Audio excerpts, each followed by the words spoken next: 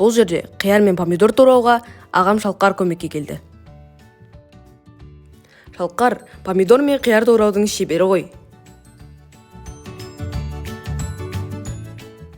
Ал мен осы сәтті пайдаланып шайға кекс әзірледім. Кекс дайындауды келесі роликте көре аласыздар.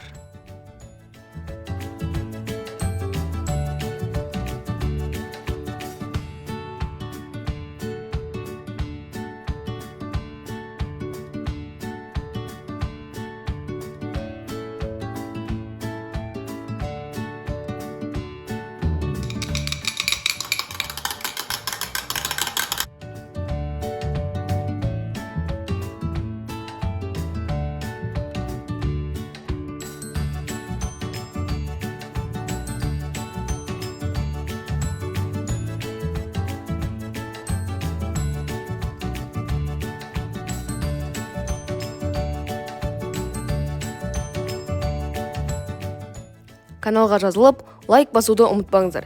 Сіздердің әрбір лайктарыңыз бізге шабыт береді.